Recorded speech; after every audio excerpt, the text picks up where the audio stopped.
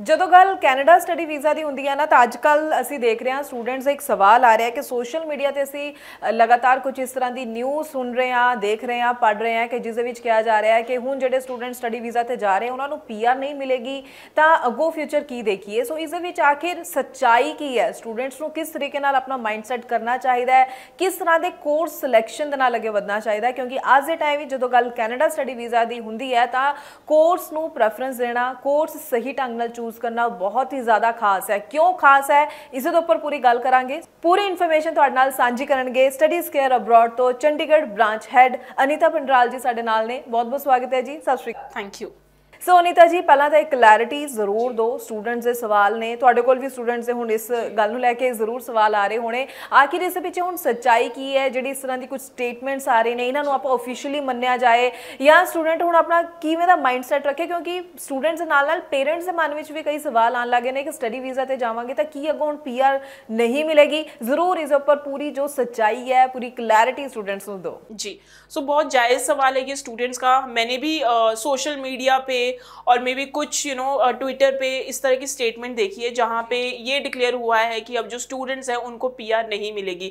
इस चीज़ में देखिए एक चीज़ को हमें समझना बहुत ज़्यादा ज़रूरी होगा। अभी हम सबको पता है कि वहाँ पे इलेक्शन बहुत नियर है अभी, और जब इलेक्शन नियर होते हैं, गवर्नमेंट जब चेंज होती है तो हर अपोजिशन का एक वो फैक्ट रहता है, फंडा रहता है, इंडिया में भी रहता है कि बहुत सारी स्टेटमेंट्स डिलीवर होती है और बहुत सारी वो स्टेटमेंट्स भी देते हैं, बट उस पर कोई इम्प्लीमेंटेशन और अभी कुछ जो जिसको कहते हैं अभी लागू नहीं किया गया। कोई भी ऐसा कोई ऑफिशियल वेबसाइट पे, सीआईसी की वेबसाइट पे ऐसा कुछ नहीं आया है कि अब जो कनाडा जो स्टूडेंट जाएंगे उनको पीआर नहीं मिलेगी। तो बिल्कुल भी पैनिक होने की ज़रूरत नहीं है, बिल्कुल भी घबराने की ज़रूरत नहीं है। आप जैसे अप्लाई कर रहे हो आप करते रहें apply, there is no problem at all. क्योंकि हमें इसके साथ साथ ये भी समझना पड़ेगा कि जो इंटरनेशनल स्टूडेंट्स हैं they are playing very vital role in their economy, तो उस चीज़ में भी हमें कहीं ना कहीं समझना पड़ेगा। अगर मैं एक डोमेस्टिक स्टूडेंट की बात करूं, किसी कोर्स के लिए एक डोमेस्टिक स्टूडेंट की $4,000 से $5,000 ट्यूशन फीस होती है साल की, वही इंटरनेशनल स्टूडेंट्स के लिए वो $18,000 to $19,000 हो जाती है, यानी कि 4 टाइम्स ऊपर चली जाती है वो ट्यूशन फीस। तो जब हम इतना इंपॉर्टेंट रोल प्ले कर रहे हैं उन्हीं की इकोनॉमी बढ़ाने के लिए, तो ओवर द नाइट ये सारी चीज़ें नहीं होंगी। यस, इंटरनेशनल कैपिंग लगी है और वो जो कैपिंग है वो काफ़ी हद तक जिसको मैं कहती हूँ कि वो 70% तक भी पहुँच चुकी है। तो वी नीड टू लाइक वहाँ पे हमें कुछ चीज़ों का बहुत ज़्यादा ध्यान रखना है। जैसे कि मैं हर वीडियो में आपको कम्युनिकेट करती हूँ कि आपको अपने कोर्स को लेके बहुत ज़्यादा स्पेसिफिक रहना है। इस टाइम पे वो टाइम बिल्कुल भी नहीं है जबकि आप ये सोचो कि मैं कनाडा अपने किसी रिश्तेदार के पास और वहाँ पे रह लूँ जहाँ पे मेरे रिलेटिव का और मे बी फ्रेंड का जो घर है वो बहुत नज़दीक है, तो मैं ये कोर्स एंड ये कॉलेज में सेक्रीफाइस कर लूँ। तो ये वाला टाइम बिल्कुल नहीं है। इस टाइम पे choose your course very very wisely जो कि आपकी स्टडीज़ के लिए रेलेवेंट है और जिन कोर्सेज की एक्चुअल में कनाडा को डिमांड है उस चीज़ में जाइए। अब यहाँ पे बहुत सारे कंसल्टेंट आज के टाइम पे ये बोल रहे हैं और मे भी बहुत सारे लोग आज के डेट में ये बोल रहे हैं कि आप प्लीज़ उन्हीं कोर्सेज में जाइए जहाँ पे डिमांड हो, बट स्टूडेंट को ये जानना बहुत ज़्यादा ज़रूरी होगा आखिरकार कौन से कोर्सेज की डिमांड है कनाडा में। सो अगर मैं डिमांड की बात करूँ तो हर प्रोफाइल के रिलेटेड उनको, हर प्रोफेशन का, हर प्रोफाइल के रिलेटेड उनको जो है वहाँ पे एम्प्लॉयज़ चाहिए हैं और उन एम्प्लॉयज़ के लिए वो अपनी ही कनेडियन जो एजुकेशन है वो दे रहे हैं। तो अगर आप 12th कॉमर्स से हो तो कॉमर्स के रिलेटेड भी बहुत ज़्यादा कोर्सेज हैं, go with the specialised course. आप स्पेशलाइज्ड कोर्स के साथ जाइए। अगर आप टेक्निकल में हो तो ऐसी जगह पे जाइए जहाँ पे एक्चुअली टेक्निकल जॉब्स की रिक्वायरमेंट हो, ना कि आप ऐसी लोकेशन चूज़ करें कि मैं तो पीआर के लिए देख रहा हूँ और मैं इसलिए देख रहा हूँ कि यहाँ पे ज़्यादा नहीं पढ़ना होगा। वो टाइम बिल्कुल जा चुका है। तो इस टाइम पे if you are planning for the Canada, choose your course and the university very very wisely.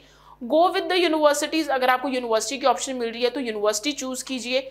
अगर आपको कॉलेज की ऑप्शन मिल रही है तो go with like the right college and the one who are public funded. ये बहुत ज़्यादा important है आज के टाइम पे। Don't go with any private college और एनी शॉर्ट टर्म प्रोग्राम, तो इसमें तो बिल्कुल मत जाइए। उन्हीं प्रोग्राम्स में जाइए जिसमें जब भी आप कोर्स सेलेक्ट करें आप 2 से 3 चीज़ों का बिल्कुल ध्यान रखें। पहला, आप उसमें क्या सब्जेक्ट पढ़ने वाले हैं। जो भी आप सब्जेक्ट पढ़ने जा रहे हैं क्या वो आपकी स्टडी से रिलेट कर रहे हैं। अगर वो आपकी स्टडी से रिलेट कर रहे हैं तो वो कितना परसेंट रिलेट कर रहे हैं, परसेंटेज रेशो हमेशा जो रहनी चाहिए वो 60-40 होनी चाहिए, यानी कि 60% आप पढ़ चुके हो, 40% आप नया सीखने जा रहे हो। तो हमेशा इस तरह से चलिए। फ्यूचर आउटकम्स क्या है इस पर्टिकुलर कोर्स के लिए, एग्जाम्पल मैं आपको बता देती हूँ कि अगर कोई स्टूडेंट है जिसने बैचलर इन कंप्यूटर साइंस किया है and the student is going for the cyber security, तो साइबर सिक्योरिटी नाम से पता चलता है कि रेलेवेंट है, बट वही वाला स्टूडेंट बेटर वे में बताएगा कि वो कितना रेलेवेंट है उसकी पिछली स्टडी से, उसने कितना पढ़ा होगा।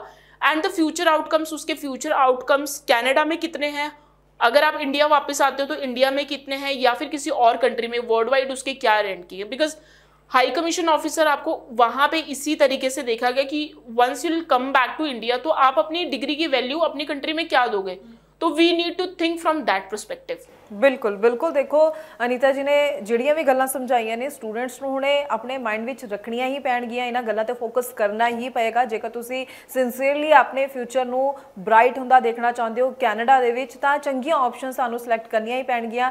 ਔਰ ਜੋ ਗੱਲਾਂ ਕਹੀਆਂ ਹੈਗੇ ਇਹ ਨਹੀਂ ਦੇਖੋ ਕਿ ਆਪਣੇ ਰਿਸ਼ਤੇਦਾਰ ਜਾਂ ਕੋਈ ਫਰੈਂਡ ਕਿੱਥੇ ਰਹਿੰਦਾ ਸੀ ਉਸਦੇ ਅਕੋਰਡਿੰਗਲੀ ਜੋ ਹੈ ਚੂਜ਼ ਕਰੀਏ, ਕਾਲਜ ਦੀ ਸਿਲੈਕਸ਼ਨ ਕਰੀਏ। ਤਾਂ ਤੁਸੀਂ ਪੂਰੀ ਤਰ੍ਹਾਂ ਫੋਕਸ ਇਹ ਕਰਨਾ ਹੈ ਕਿ ਅਸੀਂ ਅੱਗੇ ਵਧਣਾ ਆਪਣੇ ਫਿਊਚਰ ਦੀ ਸੈਟਲਮੈਂਟ ਦੇ ਲਈ ਅਸੀਂ ਕਿਹੜੇ ਰਾਈਟ ਕੋਰਸਿਸ ਲੈਣੇ ਆ ਤਾਂ ਕਿ ਤੁਹਾਨੂੰ ਅੱਗੇ ਚੱਲ ਕੇ ਕਿਸੇ ਵੀ ਤਰ੍ਹਾਂ ਦੀ ਦਿੱਕਤ ਬਿਲਕੁਲ ਵੀ ਨਾ ਆਵੇ। ਤੇ ਜਦ ਤੱਕ ਕੋਈ ਅਫੀਸ਼ੀਅਲ ਸਟੇਟਮੈਂਟ ਨਹੀਂ ਆਉਂਦੀ, ਅਫੀਸ਼ੀਅਲ ਵੈਬਸਾਈਟ ਤੇ ਸਟੇਟਮੈਂਟ ਕੋਈ ਨਾ ਆਵੇ, ਤਦ ਤੱਕ ਕਿਸੇ ਵੀ ਚੀਜ਼ ਨੂੰ ਲੈ ਕੇ ਘਬਰਾਉਣ ਦੀ ਲੋੜ ਨਹੀਂ ਹੁੰਦੀ ਹੈ। ਬਾਕੀ ਅਸੀਂ ਤਾਂ ਆਪਣੀ ਨਾ ਵੀਡੀਓਜ਼ ਦੇ ਜ਼ਰੀਏ ਹਮੇਸ਼ਾ ਹੀ ਤੁਹਾਨੂੰ ਪੂਰੀ ਇਨਫੋਰਮੇਸ਼ਨ ਦਿੰਦੇ ਰਹਿੰਦੇ ਆ ਤਾਂ ਕਿ ਸਟੂਡੈਂਟਸ ਪੂਰੀ ਸਹੀ ਇਨਫੋਰਮੇਸ਼ਨ ਦੇ ਨਾਲ ਹੀ ਅੱਗੇ ਵਧੇ, ਮਾਈਂਡ ਵਿੱਚ ਤੁਹਾਡੇ ਕੋਈ ਵੀ ਡਾਊਟ ਕਦੇ ਨਾ ਰਹੇ। ਬਹੁਤ ਬਹੁਤ ਥੈਂਕਸ ਅਨੀਤਾ ਜੀ, ਤੁਸੀਂ ਕਈ ਗੱਲਾਂ ਨੂੰ ਲੈ ਕੇ ਆ ਸਟੂਡੈਂਟਸ ਨੂੰ ਕਲੈਰਿਟੀ ਦਿੱਤੀ ਹੈ ਇਸ ਵੀਡੀਓ ਦੇ ਜ਼ਰੀਏ। ਅੱਗੋਂ ਵੀ ਅਸੀਂ ਸਟੂਡੈਂਟਸ ਲਈ ਇਸੇ ਤਰ੍ਹਾਂ ਨਾਲ ਹੋਰ ਇਨਫੋਰਮੇਟਿਵ ਵੀਡੀਓਜ਼ ਲੈ ਕੇ ਆਉਂਦੇ ਰਵਾਂਗੇ। ਪਰ ਜ਼ਰੂਰ ਕਹਿਣਾ ਚਾਹੂੰਗੀ ਸਟੂਡੈਂਟਸ ਨੂੰ ਕੋਈ ਹੋਰ ਸਵਾਲ ਹੈ ਤਾਂ ਜ਼ਰੂਰ ਜਿਹੜਾ ਨੰਬਰ ਡਿਸਪਲੇ ਹੈ ਇਸ ਦੇ ਉੱਪਰ ਤੁਸੀਂ ਕਾਲ ਕਰ ਸਕਦੇ ਹੋ, ਜਾਂ ਫਿਰ ਸਟੱਡੀਜ਼ ਕੇਅਰ ਅਬਰੋਡ ਦੇ ਚੰਡੀਗੜ੍ਹ ਆਫਿਸ ਤੁਸੀਂ ਵਿਜ਼ਿਟ ਕਰ ਸਕਦੇ ਹੋ ਰਾਈਟ ਗਾਈਡੈਂਸ ਦੇ ਲਈ। ਤੇ ਕਮੈਂਟ ਸੈਕਸ਼ਨ ਦੇ ਵਿੱਚ ਵੀ ਤੁਸੀਂ ਆਪਣੇ ਸਵਾਲ ਸਾਡੇ ਨਾਲ ਜ਼ਰੂਰ ਸਾਂਝੇ ਕਰ ਸਕਦੇ ਹੋ ਤਾਂ ਕਿ ਅੱਗੋਂ ਵੀ ਅਸੀਂ ਉਹਨਾਂ ਸਵਾਲਾਂ ਦੇ ਉੱਪਰ ਹੋਰ ਵੀਡੀਓਜ਼ ਲੈ ਕੇ ਆਉਂਦੇ ਰਹੀਏ ਤੇ ਸਟੂਡੈਂਟਸ ਨੂੰ ਅਵੇਅਰ ਕਰਦੇ ਰਹੀਏ।